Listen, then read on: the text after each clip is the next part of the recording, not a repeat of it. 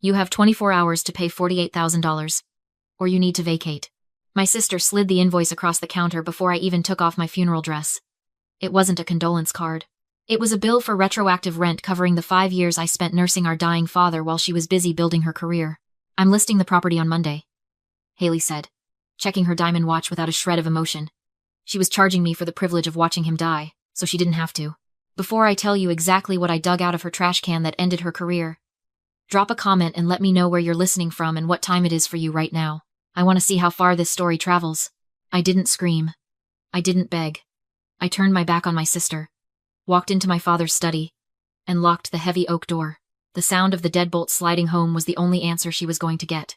Haley thought she was dealing with a grieving daughter who had spent the last few years measuring out morphine doses and changing bed sheets. She saw a pushover. She forgot that before I was a caretaker, I was Selena, a 29-year-old senior forensic auditor. I spent my 20s tracking hidden assets for divorce lawyers and the federal government. Haley might know how to run a beauty empire into the ground, but I know how to follow the money. I sat at my father's mahogany desk and opened my laptop. My hands weren't shaking anymore. They were steady, moving with the muscle memory of 1,000 audits. I navigated to the family trust portal. I typed in the password my father had whispered to me 3 months ago, back when he could still speak clearly. Access denied. Of course. Haley wasn't stupid. She had called the bank and reset the credentials the moment the coroner's van pulled away. She thought that was checkmate. But Haley is the kind of person who uses the same password for her Instagram as she does for her banking, and she is too arrogant to understand how security protocols work. She had changed the password, but she wouldn't have known how to disable the two-factor authentication linked to a physical device. I needed that code. I needed the one device my father always kept near him. I stood up and scanned the room, but the desk was bare. Then I remembered the noise in the hallway earlier, the sound of her tossing junk into a pile for the estate sale. I unlocked the door and slipped into the corridor. It looked like a landfill. My father's clothes, his books, his life, all heaped in garbage bags. I dug through the pile, ignoring the tightness in my chest as I shoved aside his favorite cardigan. Then I found it. His old iPad, face down under a stack of magazines. The screen was cracked spiderweb thin across the corner. I pressed the home button. Nothing. The battery was dead. I ran back into the study and rummaged through the drawers until I found a charging cable. I plugged it in and stared at the empty black screen, holding my breath. If this didn't turn on, I was just a homeless girl with a laptop. A minute passed. Then 2. The red battery icon finally flickered onto the screen. I waited, watching the percentage tick up. 1%. 2%. Ding. I hit resend code on my laptop. The iPad lit up. Your verification code is 4920. I typed it in. The dashboard loaded, and the truth laid itself out in neat, digital rows. I saw the balance, and right below it, I saw the pending transaction. Haley had set up a transfer of $450,000 to a shell company called Lumina Ventures. It was queued to clear in 48 hours. My instinct was to hit cancel. I could stop it right now. I could freeze the account, call the bank, and start a civil war. But that's what a sister would do. An auditor knows better. If I stopped the transfer, it was just a family dispute over an inheritance. A civil matter. But if I let her send it? If I let her move that money across state lines into a fraudulent account while I held the power of attorney? That is wire fraud. That is a federal crime. I didn't cancel the transfer. Instead, I opened a new tab and navigated to the FinCEN portal. I started drafting a suspicious activity report. I filled in the account numbers, the amounts, and the beneficiary details. I wasn't going to save her from herself. I was going to let her put the handcuffs on her own wrists. I saved the draft, ready to launch the moment she made her move. The movers didn't knock. They pounded on the heavy oak door at 7 in the morning, a rhythmic thudding that vibrated through the floorboards I had spent the last 5 years pacing. Haley stood in the foyer, sipping a latte, pointing at my life like it was debris she needed to clear from a construction site. Take the guest room first, she instructed the crew foreman. Anything in cardboard boxes goes to the curb. Anything that looks valuable stays. She didn't look at me. To her, I was just another tenant she was evicting, a squatter who had overstayed her welcome the second our father's heart stopped beating. I went upstairs and started folding the few clothes I hadn't already packed. My room wasn't really a bedroom. It was a glorified storage closet next to Dad's suite, chosen because I could hear him if he coughed in the middle of the night. As I stripped the sheets off the narrow cot, the smell of the house hit me, not the lemon polish Haley's cleaning crew had used yesterday, but the underlying scent of sickness, antiseptic, old paper, and the metallic tang of oxygen tanks. For 5 years, This smell had been my entire world. Haley liked to tell her friends that I was finding myself during my 20s. She painted a picture of a wayward sister crashing at Dad's place because she couldn't hold down a job. The truth was, in the bank statements I had downloaded the night before, when Dad got sick, his insurance covered 40% of the home care. Haley refused to chip in for the rest. She said her liquidity was tied up in inventory. So, I liquidated my 401. I drained the savings I had built auditing tech firms. I spent $80,000 of my own money on nurses, medication, and the specialized bed she was now trying to sell for a profit. I remembered the night the doctor told us it was terminal. I was holding Dad's hand, trying to memorize the lines on his palm. Haley was in Cabo. She didn't fly back. She sent a text saying she was too empathetic to see him like that her spirit was too fragile to handle the negative energy of a hospice environment. She posted a photo of a sunset that night with the caption, "Healing." I was changing adult diapers and learning how to adjust morphine drips while she was protecting her peace on a beach. I walked past her on my way out, carrying the single box that contained my entire life here. She wrinkled her nose, stepping back as if my grief was contagious. "Make sure you leave the keys on the counter," she said, scrolling through her phone. "And Selena, don't make a scene when you leave. The neighbors are watching." I looked at her, really looked at her, and realized she didn't see a sister. She saw a balance sheet liability. She thought she was kicking out a leech who had lived rent-free in a multi-million-dollar brownstone. She didn't realize that the rent she tried to charge me yesterday had already been paid in blood, sleepless nights, and a career I put on hold to save the man she ignored. She thought she was winning because she held the deed. She didn't know I was walking out of that house with the one thing that was going to destroy her: the truth about where the money actually went. I walked into the living room for one last look. Not at the house, but at the fireplace mantel. That was where the urn sat. It wasn't an expensive piece, just a simple, brushed brass vessel that Dad had picked out himself 3 years ago, joking that he didn't want to be showy in the afterlife. It was the only thing I had explicitly asked for in the settlement emails. I didn't care about the furniture or the art. I just wanted him. The mantel was bare. Not just bare, scrubbed clean. A generic abstract painting now hung where his portrait used to be, and a vase of white lilies stood in the center. Perfectly symmetrical. Perfectly soulless. I found Haley in the sunroom. She was directing a staging assistant on the proper angle for a throw pillow. "Haley," I said, my voice sounding calm even to my own ears. "Where is the urn?" She didn't turn around. She just waved a hand vaguely toward the front of the house. "I had to clear the surfaces, Selena. The realtor said personal items make it harder for buyers to visualize themselves living here. It's psychology 101. "I didn't ask about the psychology," I said, stepping closer. "I asked where our father is." Haley finally turned. She looked annoyed, like I had interrupted a crucial business meeting to ask about a missing sock.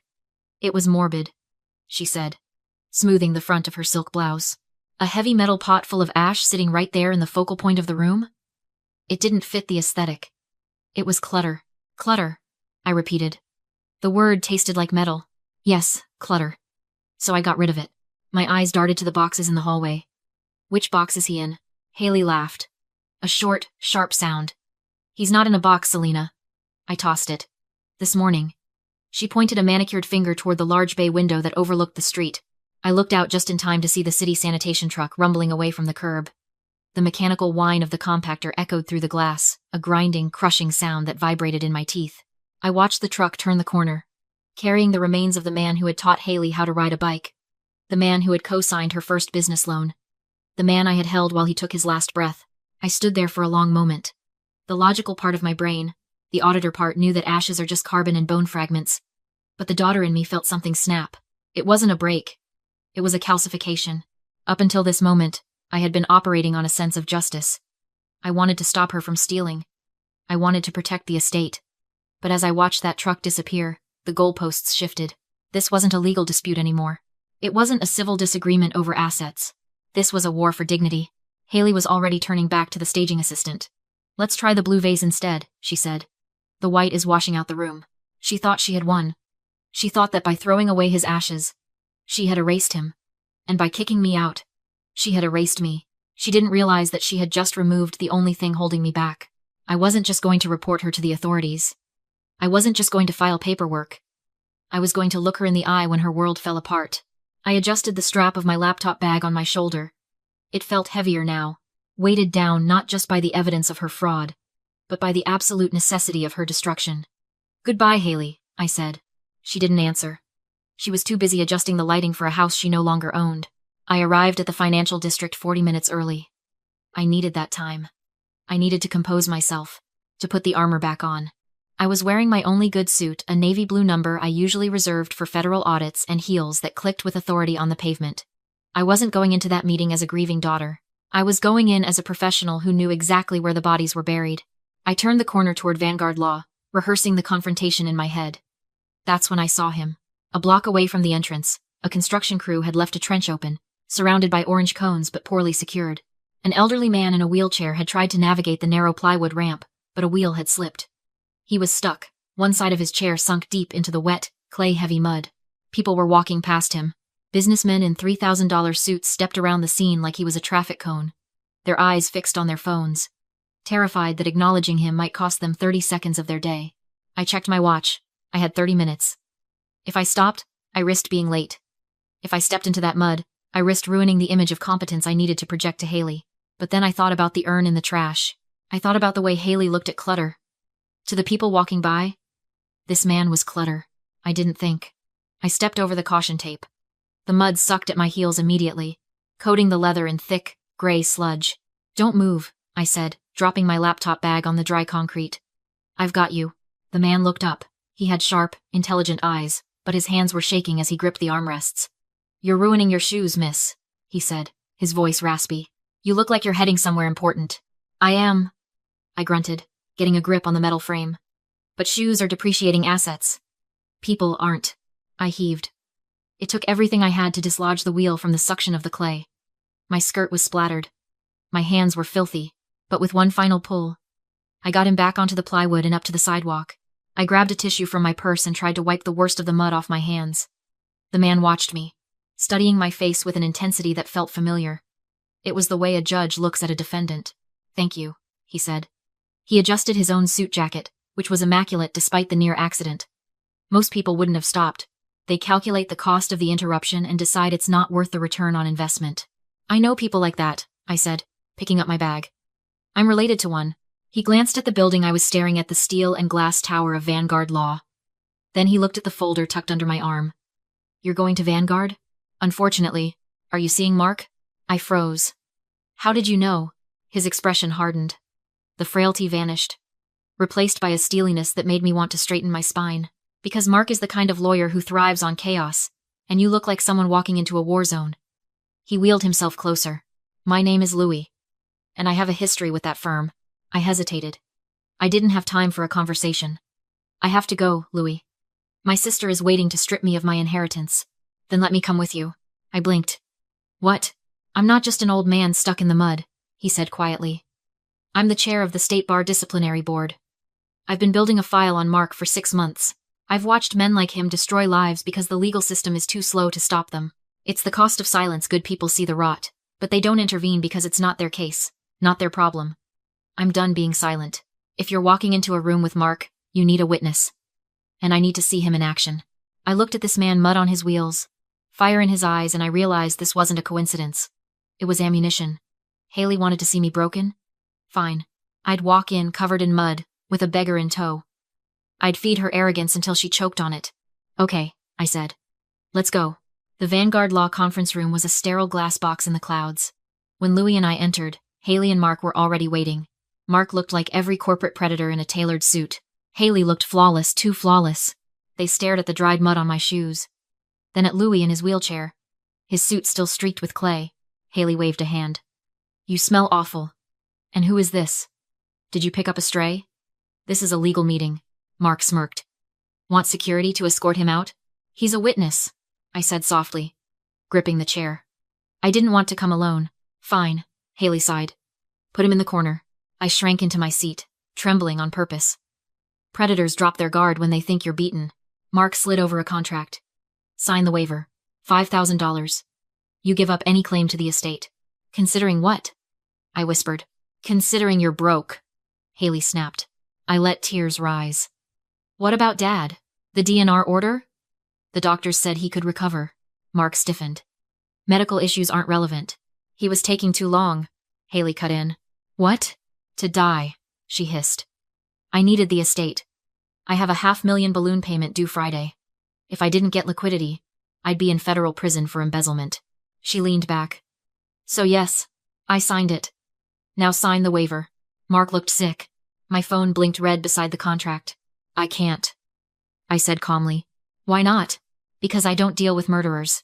I tapped the screen. Her recorded voice echoed through the room. Mark shoved back his chair. I wasn't party to that. I'm here for estate settlement only. Haley laughed. You think that matters? I'll be on a non-extradition island before anyone hears it. She spun her laptop. I didn't sell the brownstone. I leveraged it. Hard money loan. They wired me $1.8 million an hour ago. House is theirs, unless you pay $2 million. She pulled out her phone. Now excuse me. Go ahead, I said. She hesitated. What? Send it. Smiling, she hit confirm transfer. The screen flashed red. She froze. Why is it declining? Mark squinted. That's not a decline. That's an administrative lock. I opened my laptop. Check your email. Account frozen, federal investigation pending.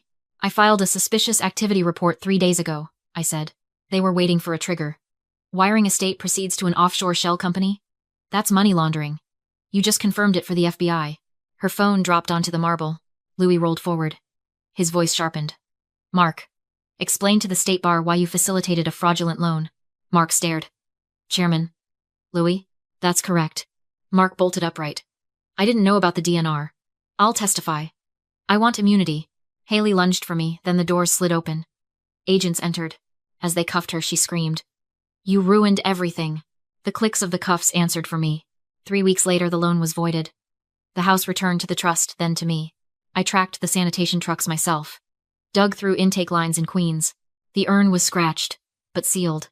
Back on the mantel. The house finally smelled like dust and lemon oil instead of fear. I sat in my father's chair.